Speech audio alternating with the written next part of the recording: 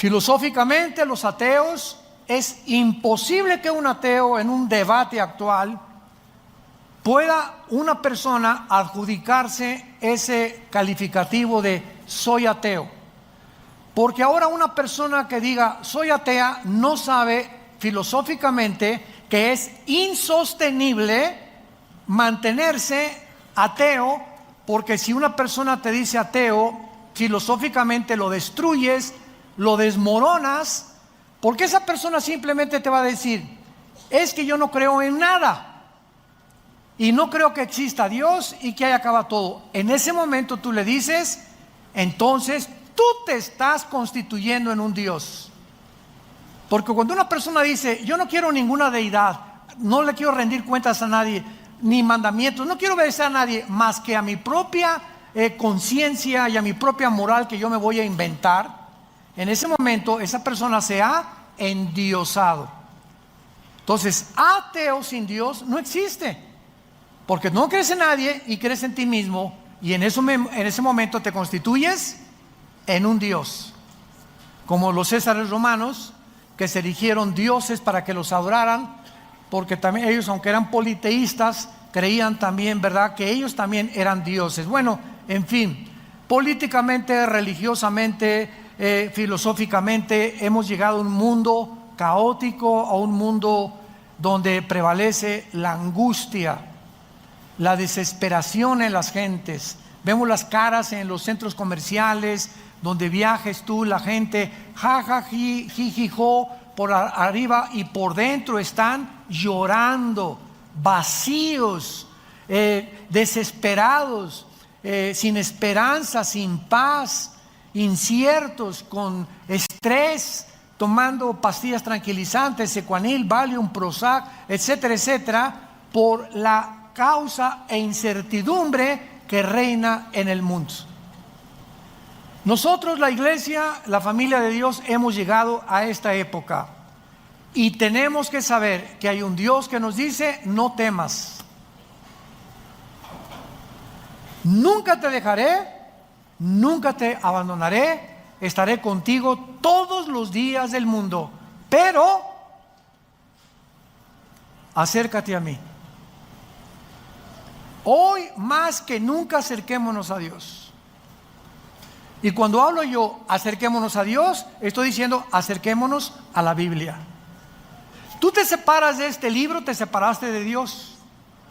Mis palabras, Jesús dijo, son espíritu. Lo que está aquí escrito entra a nuestro espíritu. El intelecto es enriquecido por la sabiduría divina, pero el espíritu es fortalecido, te da convicciones, te integra, te da visión, te da paz, y cada día esa esperanza a la que todos fuimos llamados crece dentro de ti. Sepárate de este libro, no me importa que te llames cristiano, presbiteriano, bautista, Viena para el mundo, lo que tú me quieras decir. Si tú te separas de este libro, has abandonado a Dios. Y cuando, escuchen esto, cuando nosotros nos separamos de Dios o abandonamos a Dios, en ese momento, ¿sabes una cosa? Dios no dice, mira, este ya se alejó de mí, rum el ramalazo, con una penca de nopales, dale duro. Dios no va a hacer eso. ¿Saben lo que hace Dios? Dios te deja para que en ese alejamiento que vas a desarrollar consecuentemente pecados escondidos, esos pecados van a operar en tu vida y Dios va a dejar que operen en tu vida para que cuando operen en tu vida te des cuenta la destructividad y las terribles consecuencias de haberlo abandonado. Por eso la Biblia continuamente nos dice que no hay bendición más grande para el ser humano que saber que su presencia nos acompaña.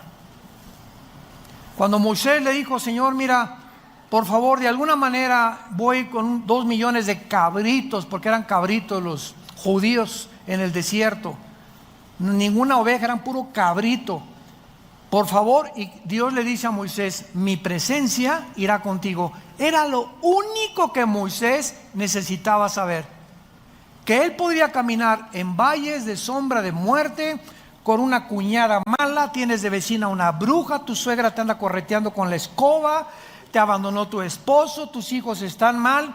No importa las circunstancias a nuestro alrededor, qué pesimistas o graves se encuentran, si la presencia del Santísimo está en tu vida, vences.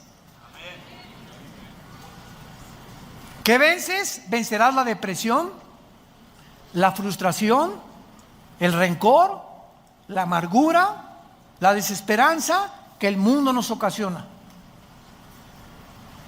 Pero todo está aquí.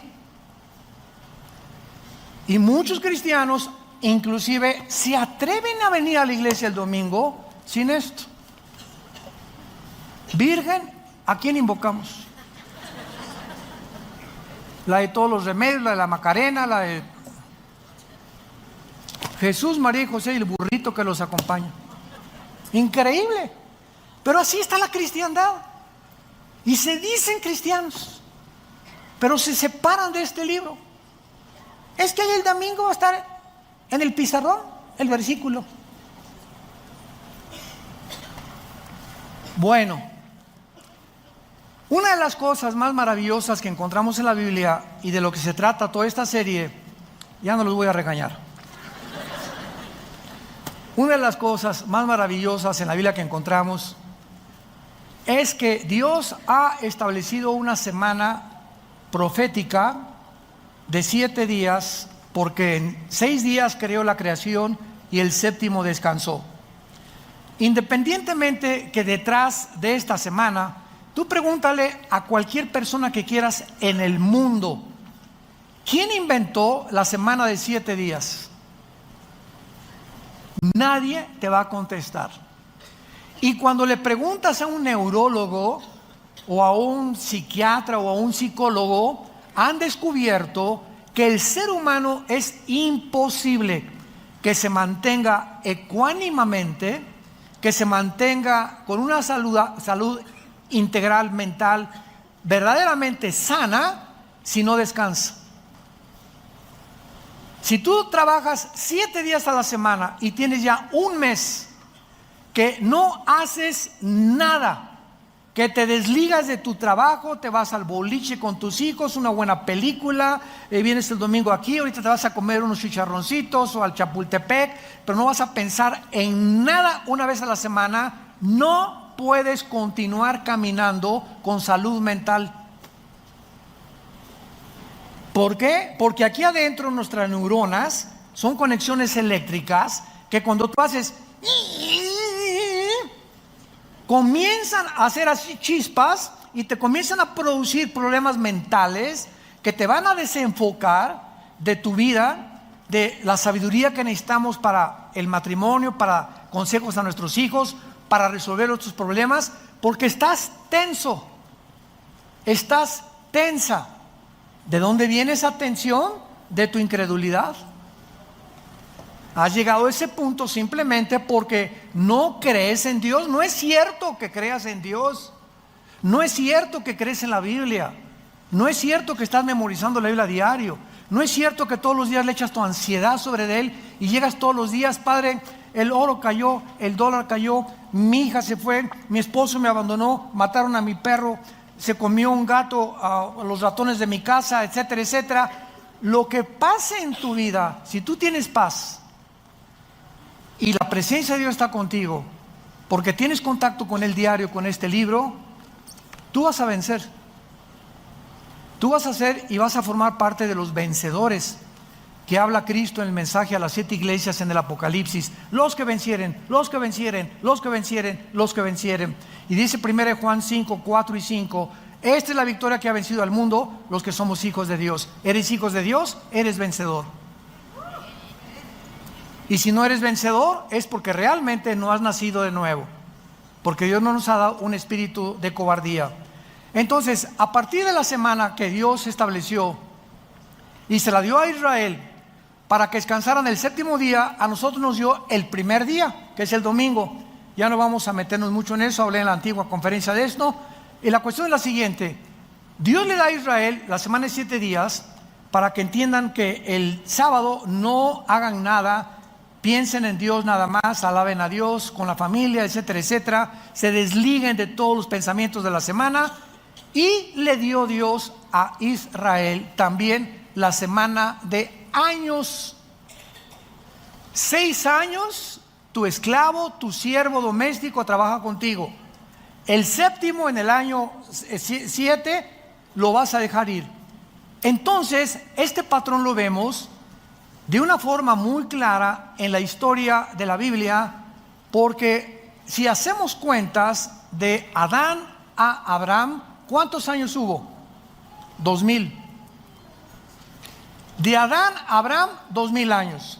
De Abraham a Cristo, 2000 años. ¿Cuántos llevamos? Muy bien. Y de Cristo a nuestros días, ¿cuántos llevamos? Si para Dios un día son 1000 años y 1000 años un día para Dios, estamos entrando o finalizando, ¿qué cosa? El año 6000 de historia. ¿Qué sigue? El día sabático o el milenio, que es el reino que Cristo prometió y en el cual se considera el descanso para nosotros, la iglesia, y para los judíos convertidos. Siguiendo este patrón, la pregunta es: ¿cuánto tiempo nos falta para que acaben estos 2000 años y sepamos de alguna manera, porque nadie puede poner una fecha para la venida de Cristo, podemos bíblicamente, de esto se trata esa serie, podríamos bíblicamente establecer un tiempo en el que realmente estemos seguros, sin ningún lugar a dudas, que nos encontramos en el año 6000 y que estamos a punto de salir del mundo para que Dios termine con Israel en la tribulación? Y la respuesta es sí, sí, sí. Esta semana que Dios establece en Israel es muy interesante. Veamos rápidamente, por ejemplo, en Éxodo capítulo 24. Ya ven por qué no trajeron la Biblia.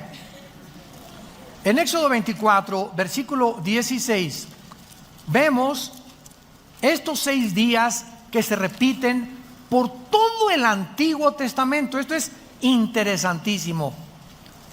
Aquí en este pasaje Dios, recordamos, instruyó a Moisés que suba al monte Sinaí. Y ahí tenía que esperar, antes de reunirse con él, ¿cuántos días? Y la gloria de Jehová reposó sobre el monte Sinaí, y la nube lo cubrió por 10 días. Los que trajeron la Biblia sí saben contestar. Por 6 días, ¿qué días ni qué 10? Por 6 días. Y el séptimo día llamó a Moisés del medio de la nube. ¿Ustedes creen que es coincidencia esto? Cuando Dios menciona 5, 2, 15, 20, 40, nunca en la Biblia encontramos un solo número, algo que Dios relacione con la gematría, que es los números en el original hebreo, que no tengan un simbolismo profético. Apunten eso y recuérdalo como estudiante de la Biblia. Qué interesante que 6 días tenía que esperar Moisés. ¿Y por qué el séptimo? Porque era cuando Dios se iba a encontrar con Moisés. Veamos otro ejemplo, otra vez, de 6 días. Josué capítulo 6. Otro ejemplo donde se repite este mismo patrón en la toma de la ciudad de Jericó. Aquí se le instruye a Josué que ordene a los israelitas y a los sacerdotes que rodeen la ciudad de Jericó, cargando el arca y sonando los tutú, tutú, los chofares. Y veamos qué dice el pasaje, Josué 6 del 3 al 5. Veamos las órdenes. Rodearán la ciudad todos los hombres de guerra, yendo alrededor de la ciudad una vez. Esto harán durante 6 días. Qué interesante, otra vez. Y 7 sacerdotes llevarán 7 bocinas de cuernos de carnero delante del arca, y al séptimo día, otra vez el día del descanso para Israel, el día del reposo, este séptimo día darán 7 vueltas a la ciudad, y los sacerdotes tocarán el shofar o las bocinas que Dios les dio para que ellos pudieran tocar. Vemos nosotros también que en el Antiguo Testamento se repite el patrón: 6 días y al séptimo te va a recibir Dios, 6 días Josué y al séptimo va a caer esto. Y esta repetición la encontramos de una forma interesante y misteriosa cuando Cristo se transfiguró con los discípulos.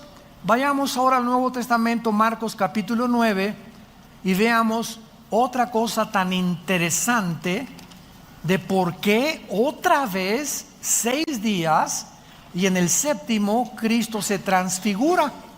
Dice Marcos capítulo 9: también les dijo, de cierto, algunos de los que están aquí, no gustarán en la muerte hasta que hayan visto al reino de Dios venido con poder.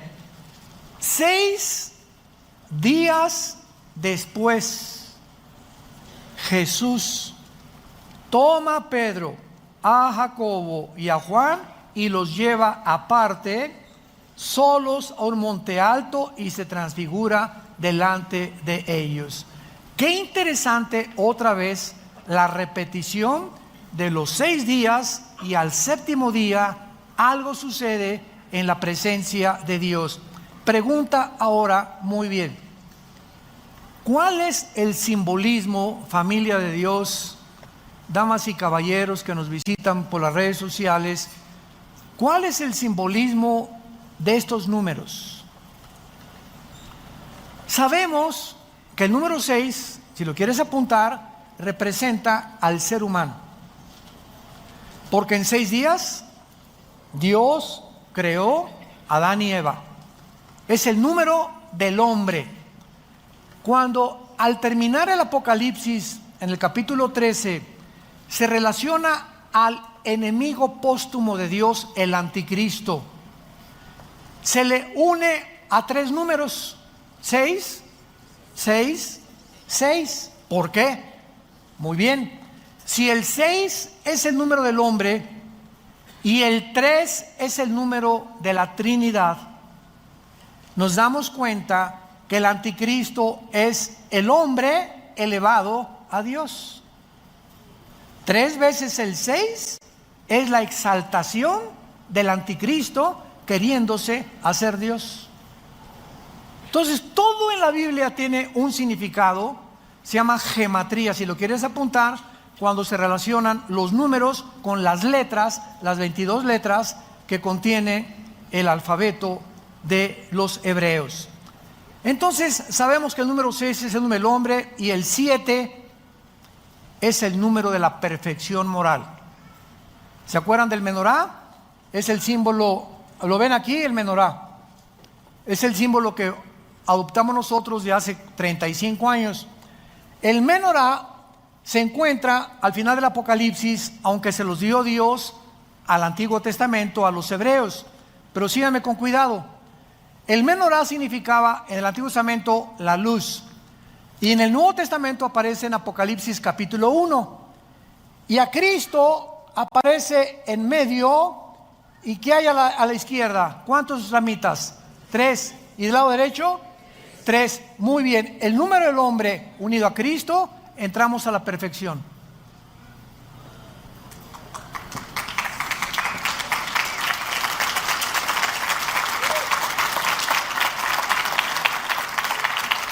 Cualquiera que me escucha, tú como ser humano, sin Jesús, eres una persona incompleta.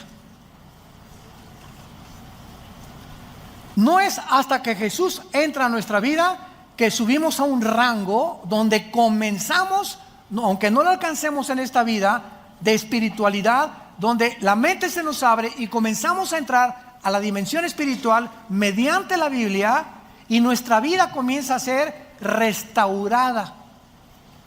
Porque Jesús ha entrado y nos convertimos en la luz del mundo. Y tú eres la única luz en el salón de tus clases.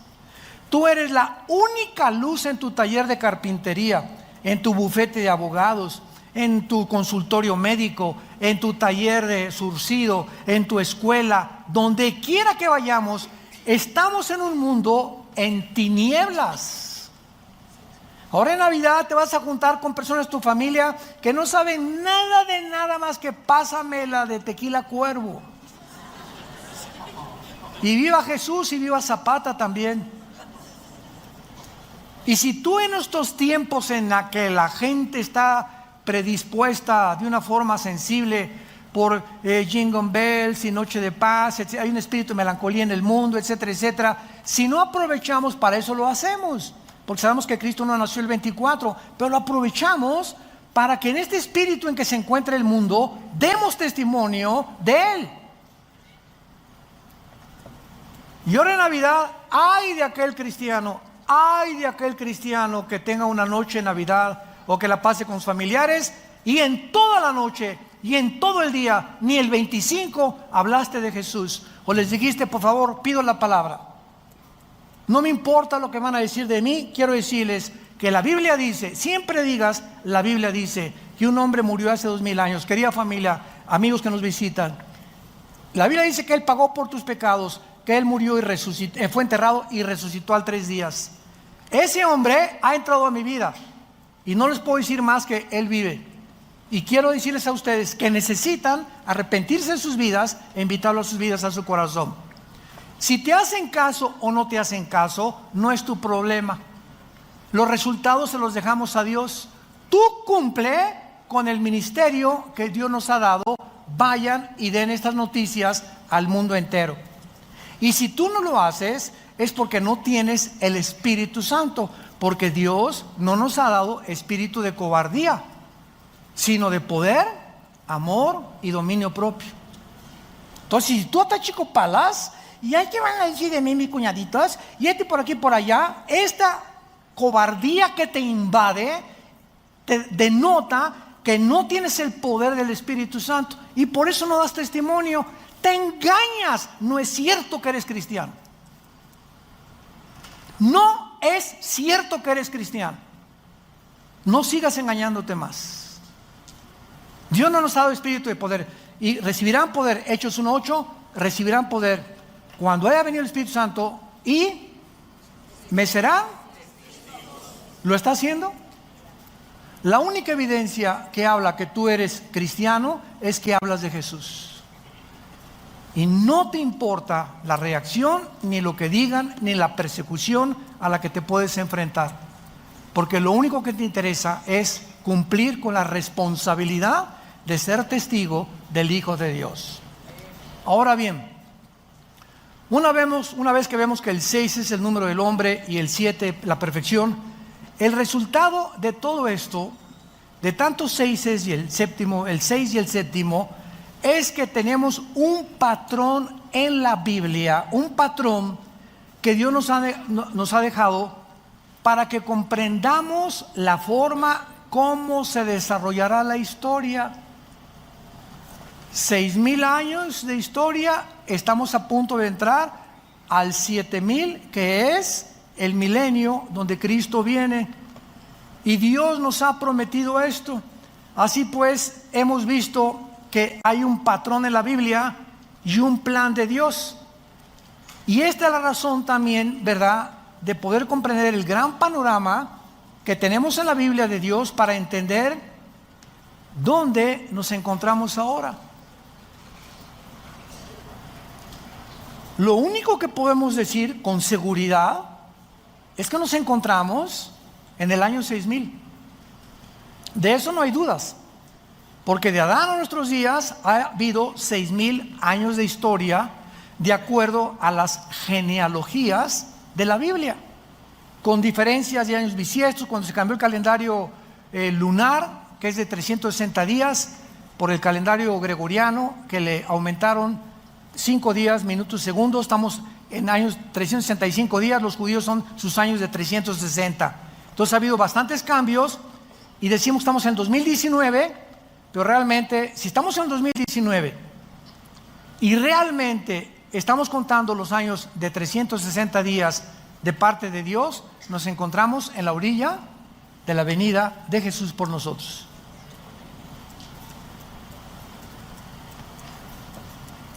Ahora tenemos que ver este grande panorama, ¿verdad?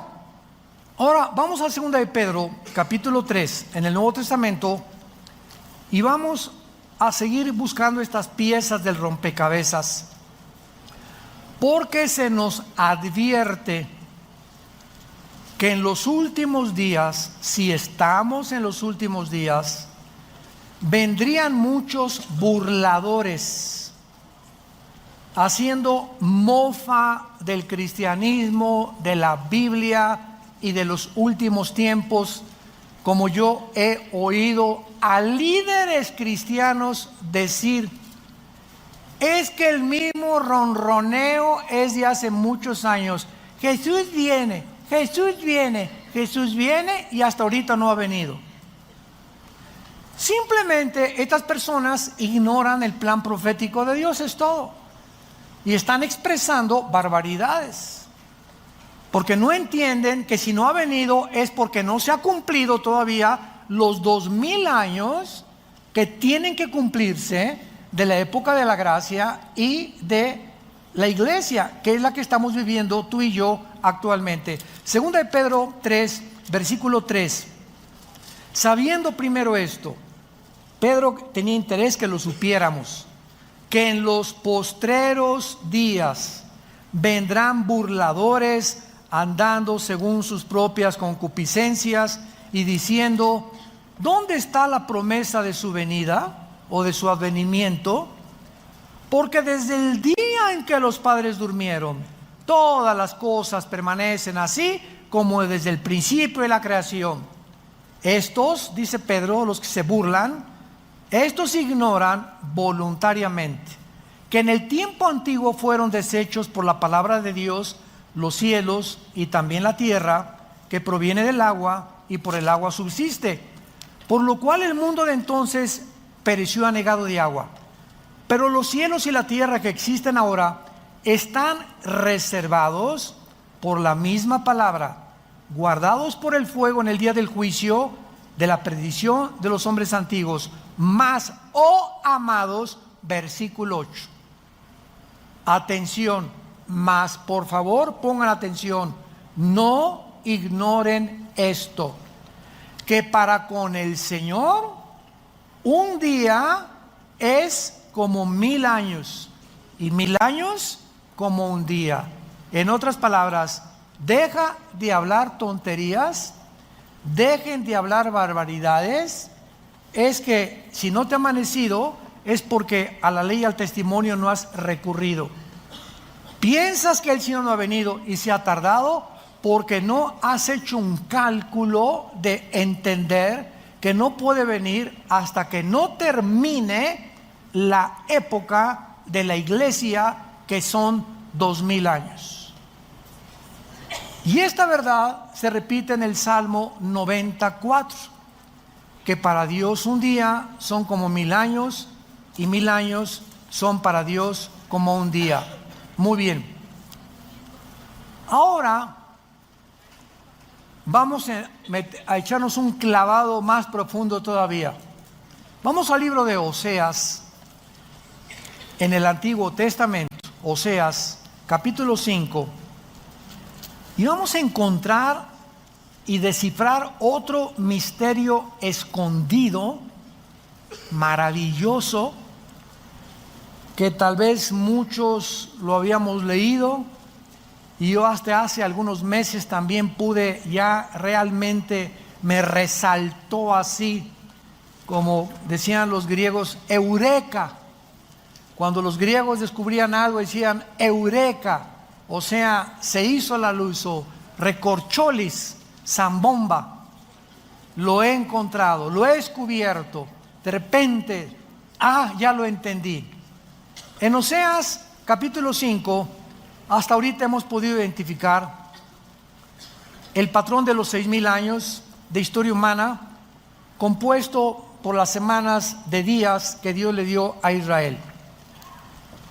Pero ¿cómo sabemos, qué es lo que vamos a continuación a tratar de responder, cómo sabemos que en este plan profético de Dios va a continuar como es esperado? O sea, ¿cómo tenemos la seguridad? Viene la pregunta lógica, válida, que son 6,000 años. ¿Por qué no 1,500 años? ¿Por qué 1,000? Hermano, ¿no estará usted equivocado y serán 2,100 años? Cuando entremos y abordemos ahorita esta profecía comparada con otras, vamos a ver con qué claridad el Espíritu Santo nos muestra lo que nos continuará mostrando a través de la Biblia. ¿Acaso, otra pregunta, la iglesia se tiene que conformar con el plan profético de Dios? ¿Cómo sabemos que el tiempo de la iglesia son de 2,000 años exactamente? Muy buenas preguntas.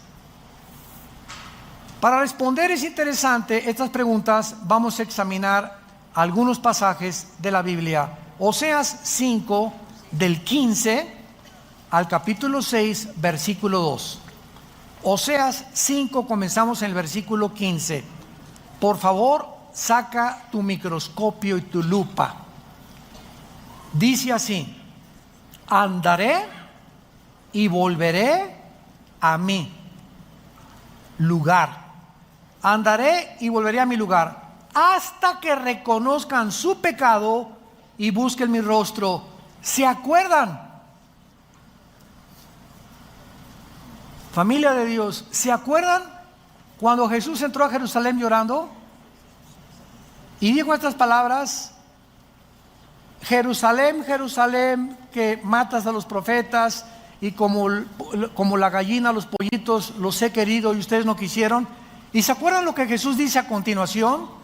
Baruch Hashem Adonai Eloheinu, en el hebreo, que dice: me dirán hasta que me digan, Baruch Hashem, hasta que ustedes me digan, bendito el que viene en el nombre del Señor, regresaré a Jerusalén.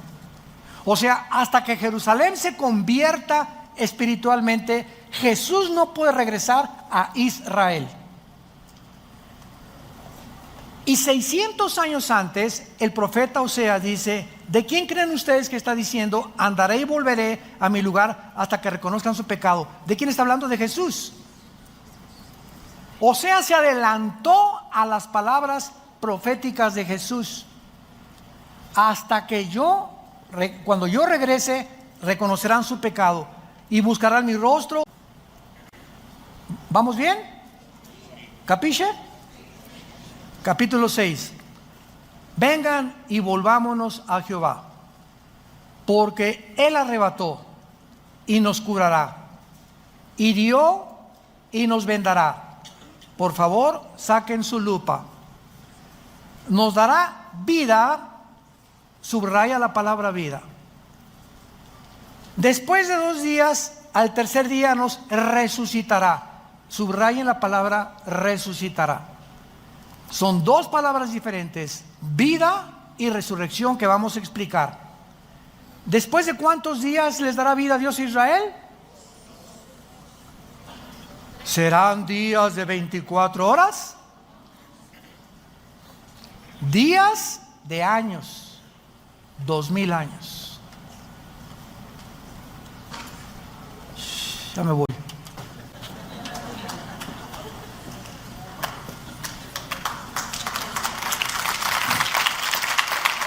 ¿Lo pueden ver? ¿Lo pueden ver los que traen su Biblia? Vamos a rascarle más. En el tercer día nos resucitará y viviremos delante de Él. Muy bien. Vemos nosotros la frase hasta que digan, que estaba profetizado en espera de que regresara el Mesías a Israel, y hasta entonces Israel podría tener vida. ¿Cuánto tiempo tiene Israel que esperar para que regrese el Mesías? 2 días de 1,000 años cada uno. Entonces, aquí completamente, sin ningún lugar a dudas, se nos muestra que tienen que cumplirse los 2 días proféticos de 1000 años cada uno para que Jesús regrese. Pero vamos a seguir escarbando. Este alejamiento del Mesías, acuérdense que lo rechazaron después de que lo crucificaron. Israel entró en un estado de angustia y de aflicción aproximadamente hasta 1948. Durante casi 2000 años, Dios, cuando la Biblia dice volteó su rostro, significa te abandona. Cuando Dios dice Dios volteó su rostro sobre Israel, dice Dios Israel, ahí nos vemos, ahorita no tengo nada que ver con ustedes, ahorita voy a introducir en lugar de ustedes a otra entidad que se llama la iglesia. Y la iglesia, voy a caminar con ella estos 2000 años en que ustedes, bye. Y tengo que terminar con la iglesia cuando terminen los 2000 años para que ustedes, yo siga con ustedes, porque no los he abandonado. Ahí se me quedan en la banca, no entran a la final. Ahí se me quedan en la banca. Romanos 10, 11 y 12, Dios no ha acabado con Israel. Romanos 9, 10 y 11, Dios no ha acabado con Israel. Ahí están esperando, porque la semana 70 de Daniel faltan 7 años. Entonces, cuando la iglesia sea sacada del arrebatamiento, no puede Dios, hasta que salgamos del mundo, poder seguir con Israel. Y eso es donde Él va a sellar a 144,000 judíos. Ya no nosotros los gentiles, va Dios a regresar con Israel. Y en todo el Apocalipsis encontramos a los israelitas, aunque va a haber gentiles convertidos, pero no puede Dios acabar con nosotros hasta que nos saque y comenzar con Israel. Se tienen que cumplir los 2000 años que dijo Oseas y que vamos a seguir viendo que los repitió Jesús. Ahora, muy bien, noten ustedes la distinción entre tener vida y resucitar. Estos dos términos no significan lo mismo, porque ocurren en tiempos diferentes. Tener vida es antes de resucitar, ¿no? Tú no puedes resucitar si no tienes vida eterna. Entonces Dios nos da primero la vida eterna y se nos promete la resurrección, ¿correcto? La promesa de tener vida significa el avivamiento nacional de Israel, no su conversión. Y en 1948, que Israel regresa a su tierra, Dios le dio vida nacional.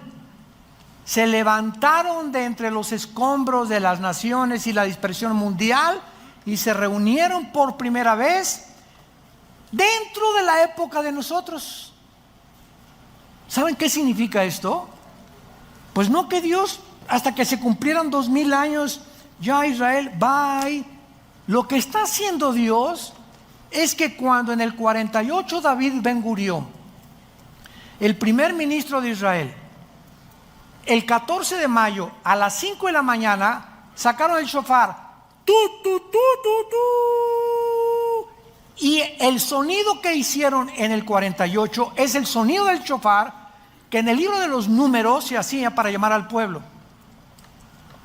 En el 48 se tocó el shofar. Los judíos no lo entienden, nosotros sí. Dios nos tocó el shofar en el 48 para decirnos, ¡ahí vengo! Reúnanse, comiencen a buscarme. Estamos hablando de hace casi 70 años, 65, 70 años. Pero el segundo shofar en la guerra de los 6 días, 1967, junio de 1967, el general Moshe Dayan, ganan a todos los árabes la guerra, y en el 6º día agarra Moshe Dayan, número 2, doble toquido, Jerusalén es nuestra. Primero la tierra, ahora Jerusalén, aunque no del todo. Y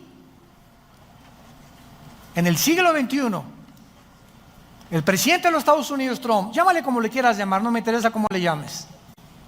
El presidente de los Estados Unidos dictamina, establece que la embajada de Tel Aviv sea colocada en Jerusalén. Nunca en 2000 años había pasado esto. 3 hechos inauditos suceden simplemente para decirnos a nosotros, escuchen, si yo estoy a punto de terminar con ustedes, ya vamos a llegar al año 6000, ya les toca el shofar en el 48, en el 67, y ahora quiero que sepan dónde se encuentran, prepárense para que sean dignos de no pasar la tribulación. Dios nos está hablando. Dios no quiere que mañana amanezcas en el infierno. Dios no quiere que te sigas llamando cristiano y te sigas engañando simplemente porque vienes a un lugar a reunirte. Dios quiere sacudirte las fibras íntimas de tu alma para que despiertes a la realidad si eres o no eres, para que te examines a ti mismo, porque el tiempo se acabó. El tiempo se acabó.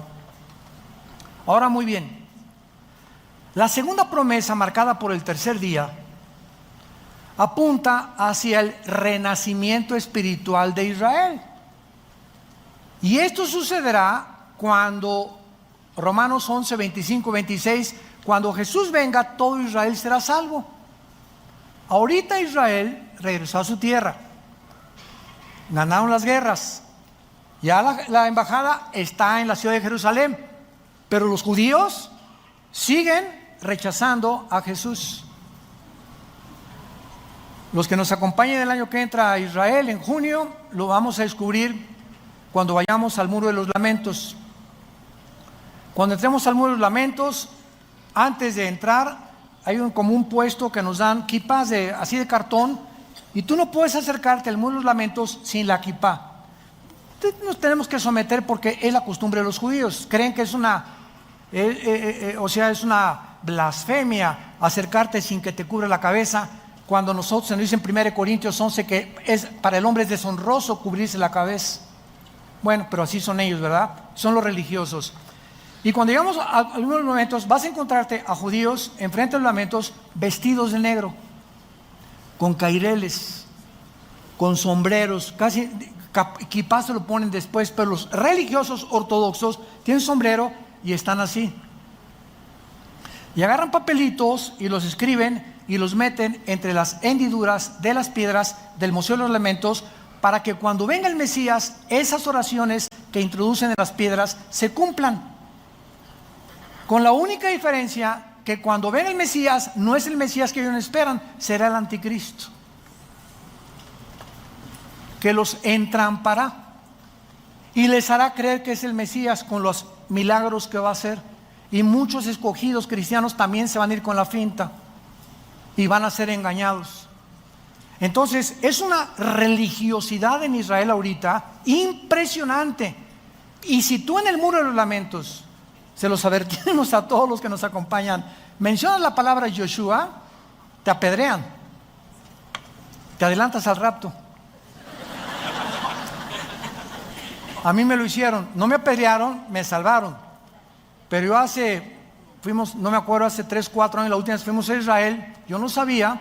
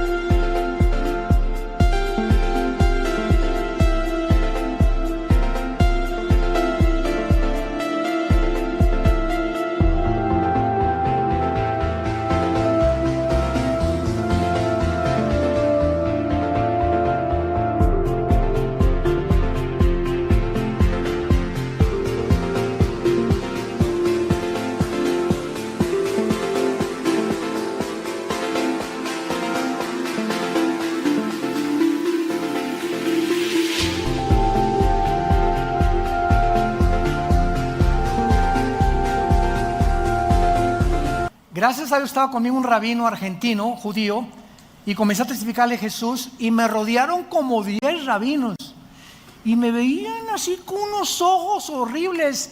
Y yo estaba demostrándoles con el Salmo 22 y Isaías 53 que Jesús es el Mesías, pero estaban así tan expectantes y me decía desde atrás el misionero que teníamos: vente, me dice, te van a aventar pedradas ahorita, vente corriendo. Yo le decía que no te entiendo, ¿qué onda? Total que el rabino argentino, de alguna manera Dios le tocó el corazón, me agarró y me sacó y me llevó hasta afuera del Muro de los Lamentos, y ahí me dijo, me enteré 2 años después que ahora es pastor en Argentina. Se convirtió a Jesús. Gracias, Padre. Tu palabra no vuelve vacía.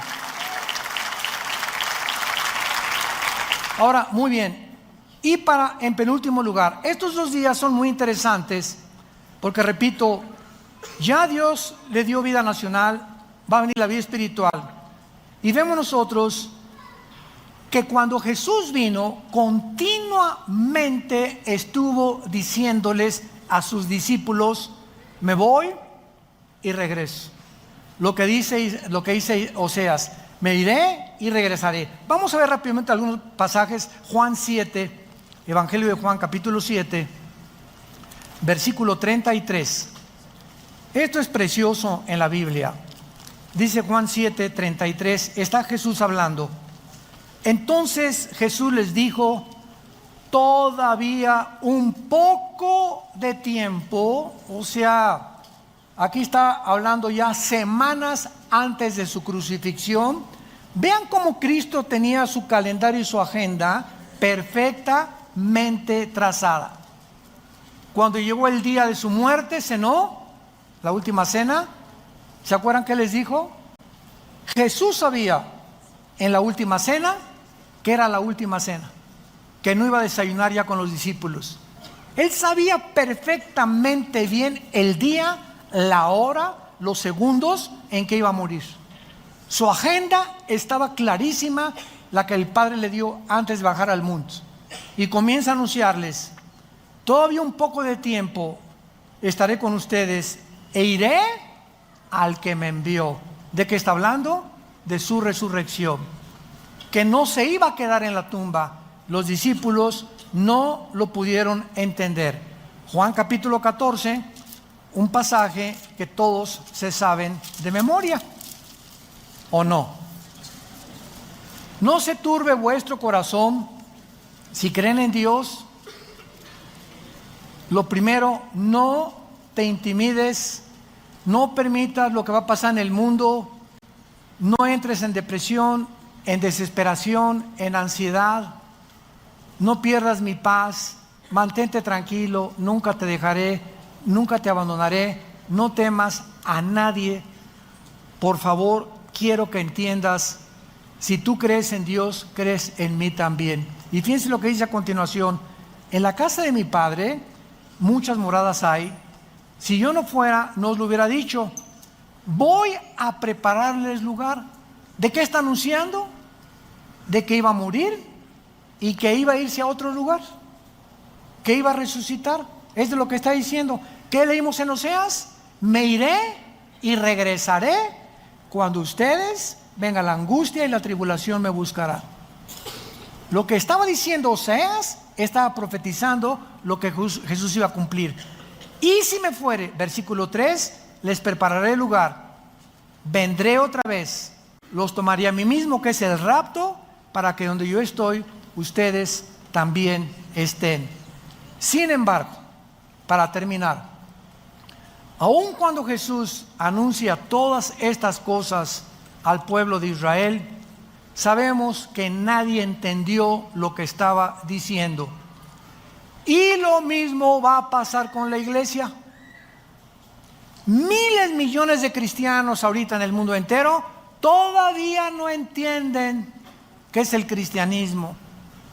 No hablan de Jesús, no comparten el evangelio, no viven las vidas que Dios quiere que vivamos. Dicen, pero sus hechos lo niegan. lo mismo va a repetir. Si todavía no entiende que el barco se está hundiendo ya en el mundo, que estamos en un mundo podrido completamente, putrefacto, que ya huele a basurero, todo el mundo, las naciones, la política, todo está ya echándose a perder, y los cristianos siguen con sus telenovelas,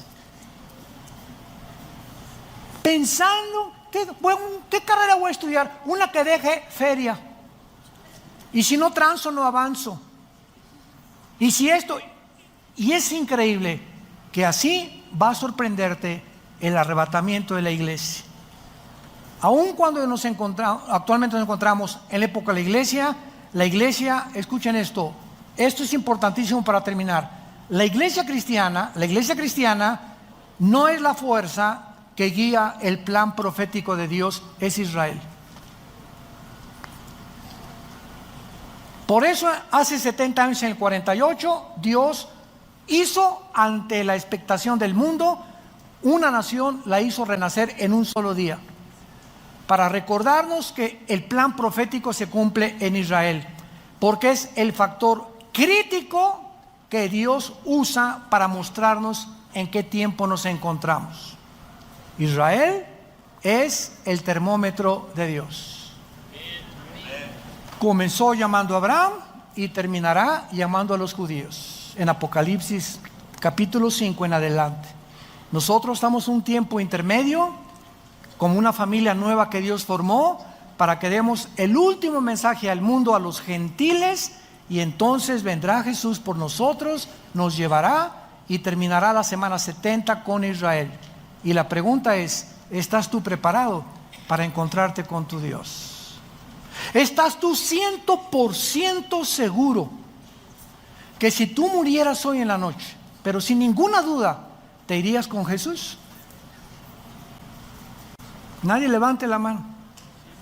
Pero tienes esa seguridad absoluta. Si no la tienes, dile estas palabras a continuación en el silencio de tu corazón. Puedes inclinar tu cabeza y decirle: Señor mío y Dios mío, te pido perdón por mis pecados. Creo que en esa cruz tu Hijo abrió las manos, su cabeza fue coronada con espinas, fue enterrado y resucitado al tercer día. Este mensaje glorioso que me das esta mañana me llena de una esperanza que yo no tenía,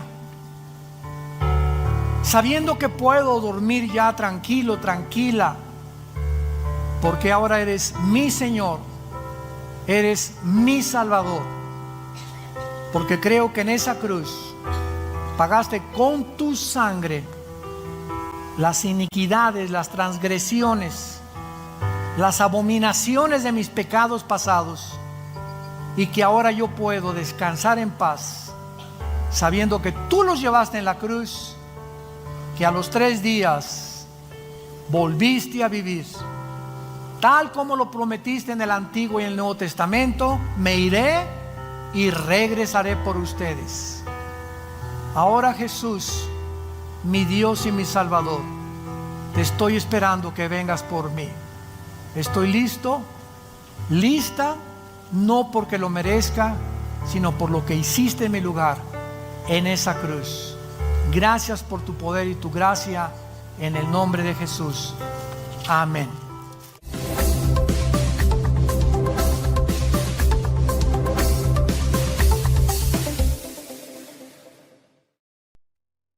Vida Nueva para el Mundo se sostiene y propaga el mensaje de salvación de Jesucristo gracias a Dios y a tus donativos. Llevemos juntos el Evangelio de Jesucristo al mundo entero. Realizamos eventos, seminarios, congresos y diferentes programas para dar a conocer el mensaje de salvación y el poder de nuestro Señor, transformando y edificando vidas de mujeres, hombres, niños alrededor del mundo. ¿Qué pasa cuando decides hacer tu donativo? Aunque no puedas llevar la palabra personalmente a todo el mundo, de esta forma lo estás haciendo. Con tus donativos o aportaciones, estás sembrando y formando parte de lo que Dios está haciendo en su obra. Estás ayudando a traer luz a la oscuridad, paz al conflicto y esperanza a los que no tienen ninguna. Dona desde México.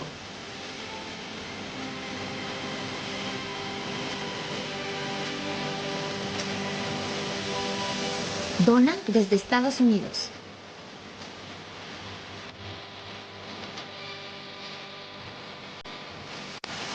Para el resto de donaciones de otras partes del mundo, www.vidanuevaparaelmundo.org.mx/dona. Estamos cumpliendo la gran comisión. Por tanto, vayan y hagan discípulos a todas las naciones, bautizándolos en el nombre del Padre, del Hijo y del Espíritu Santo, enseñándoles que guarden todas las cosas que les he mandado. Y he aquí, que yo estoy con ustedes todos los días hasta el fin del mundo.